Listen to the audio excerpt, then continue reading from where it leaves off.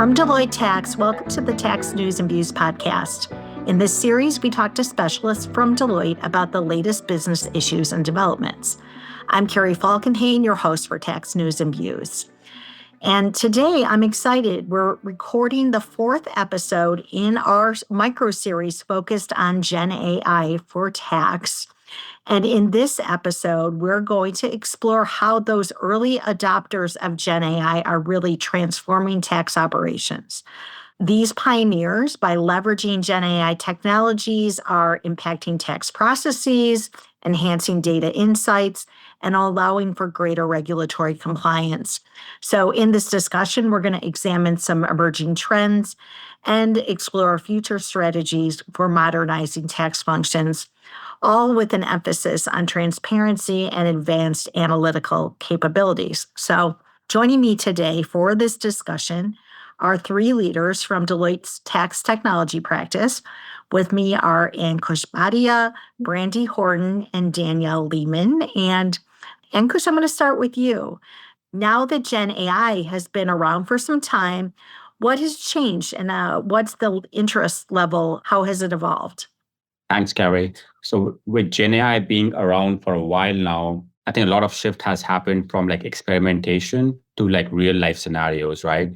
Over the last year and a half, IT departments have been able to put together a governance and path to production in their businesses. And business teams like tax are being able to leverage that path governed by IT to really drive from an experimentation phase into more agentic enabled agents who can help develop these digital workforces which can work side by side with humans to help them do their job better. Some of the scenarios we are seeing in this space are agents helping review large volumes of data to come up with data anomalies, helping driving accuracy, helping optimizing the process itself. We're also seeing a lot of focus being driven towards insights into data from a strategic planning perspective on how historical data can be used or leveraged from a tax planning perspective, as well as from a compliance and a risk reduction perspective, where agents are able to harness historical data and come up with recommendations, etc., in different jurisdictions, which can help reduce risks and drive compliance. That's terrific. And it's great to see that all the interest in GenAI is resulting in some interesting use cases. So Danielle, let's get you involved. Given that, what steps should organizations take to support successful AI adoption? Yeah, thanks, Carrie. It's a really, really great question. And what's key to remember is that AI adoption isn't just a technology initiative.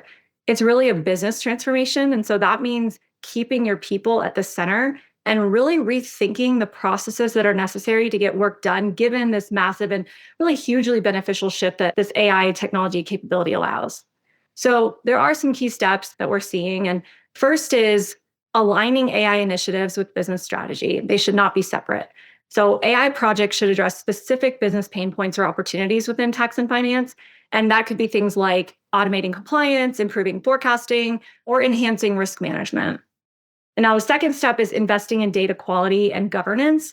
AI is only as good as the data it uses. And I know Brandy's going to touch on this more here in a bit, so I'll let her dig into that more. The third step is engaging stakeholders early and often. So you need to involve tax, finance, IT, and legal teams from the outset, because early engagement helps identify risks and clarify objectives, which is really important, and then build the buy-in across those functions. And this is also key because the AI enhancements that you want to make in your tax or finance department likely need to be aligned with or even planned within the broader IT roadmap for your organization. The next step is upskilling and reskilling your talent. So equipping teams with the skills to really work alongside AI. And this might mean training on new tools, data literacy, or change management itself. But we really want to highlight the value of human judgment in interpreting AI outputs in this training, because humans are still the differentiator. And especially, this is critical for reviews and quality assurance in the tax and finance space. And then something else organizations want to do, think about it in terms of piloting and then measuring that pilot and scaling. So you want to start with these small, well-defined pilots because then you can measure the outcomes and learn from the failures, which do happen, and that's expected in this space, and then scale those successful initiatives. This really reduces the risk and, most importantly, it builds organizational confidence on those successes. And then finally, really prioritizing change management across the board. We need to be communicating transparently about the why behind AI adoption. Why are we doing this? And organizations need to address directly the concerns about job impact and create a culture that embraces innovation and continuous learning. And this part's huge. So, in Deloitte's latest Global Human Capital Trends report, we talk about the employee value prop or EVP. This is EVP is why an employee should want to work for your company. And in the age of AI, it's critical that we're rethinking our organization's EVPs. Because as the article says, we can't realize the value of AI without accounting for its impact on the human experience. And we can't create a compelling human experience without accounting for the impact of AI. So I really recommend that people go check out this report. It's got a lot of great stuff in it. But ultimately, why all these steps matter is because tax and finance functions are often pretty risk averse and highly regulated. So having a structured, people-centric approach allows organizations to achieve the value that AI can deliver while maintaining compliance and trust. And ultimately, you need all of that to lead to successful AI adoption and the ROI of why we're doing it in the first place. Yeah, Daniel, I agree. I think that people plus technology is really important in this area. Brandy, let's get you involved. So it seemed at first that AI might have been viewed as a novelty. How are we seeing organizations view the value of AI compared to its initial novelty? Thanks, Carrie. Just a little bit over a year ago, every client conversation about Gen AI started with what can AI actually do for tax? There was lots of curiosity, excitement, and creative brainstorming about all the possibilities. But today, those conversations have shifted in a huge way. Clients are not just impressed by what's new anymore. They're asking, how does Gen AI help us work smarter, faster, and with fewer headaches? The cool demos are great, but what really matters is whether Gen AI can tackle everyday tax challenges like automating data analysis, improving compliance, reducing the time spent on manual reconciliations. So I'll give you a real world example. We recently worked with a client on a Gen AI proof of concept. And after the initial rollout, their team took the time to analyze the results. So not just the features, but the true impact. And what they found was a game changer for them. Error rates were dropping. The team saved hours with automated data review, and they had real-time insights into their data. So now Gen AI was not just this new shiny thing. It proved its worth in action with tangible, measurable improvements to their tax processes. And here's another big shift. Transparency and measurability are front and center. Clients want to see the numbers. How much time did we save? How many errors did we catch? Can we trace every step for audit purposes? So Gen AI solutions are being held to a higher standard, and that's a good thing. It means we're moving from, trust us, it works, to here's the proof and here's how you can check it. Plus, scalability is key. Clients aren't just asking for one-off wins. They want solutions that fit into their long-term modernization strategies. So they're looking for use cases that have been proven, like compliance monitoring or reporting automation. And they want to know how to get started in a way that's sustainable. So the big takeaway is that Gen AI's value is now measured by real business impact and not just the novelty. So the question has shifted from, is this possible, to how can we make this work for us and how do we measure success? And that's a sign of a maturing technology, and it's really exciting to see. Well, thank you for that, Brandy. And I want to go back to something that Daniel said earlier around data and your comments around the lessons that early adopters have learned about data quality and its reliability as it impacts Gen AI applications for tax. So, Carrie, this is actually one of my favorite topics because it's where Gen AI can truly deliver, or if you're not careful, where things can go sideways. So, early adopters have learned that Gen AI is only as good as the data you feed it, as Danielle mentioned. So, we like to think of it like building a house. If your foundation isn't solid, it doesn't matter how pretty it is, everything, the whole structure is at risk. And so the same goes for Gen AI and tax.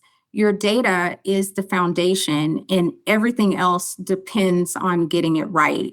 But here's the twist: not only is thorough data preparation absolutely essential, it's just as important to make sure your process for preparing that data is solid and streamlined. I've seen teams spend hours wrangling spreadsheets and chasing down missing fields, only to realize that a repeatable, well documented process could have saved them a ton of time and headaches. When your data prep is smooth and the process is reliable, you can trust your results and scale your Gen AI projects much more easily. So, what does that look like in practice? Well, it means having clear steps for cleaning, standardizing, and structuring your data, and making sure everyone knows that playbook.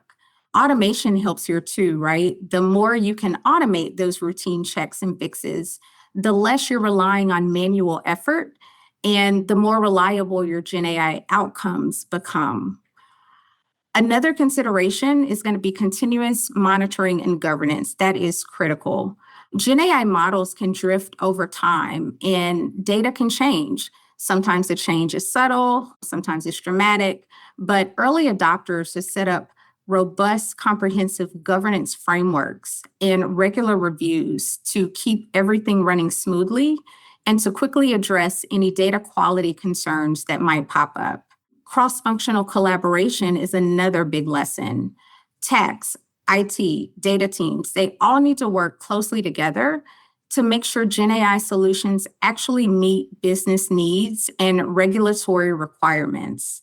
We had a client, they started holding periodic stand-ups that brought together all of those teams from all of those areas because these quick structured sessions help surface dependencies and changes early so that teams could adapt quickly, keep everyone aligned on objectives, and ensure solutions don't get stalled waiting for clarification.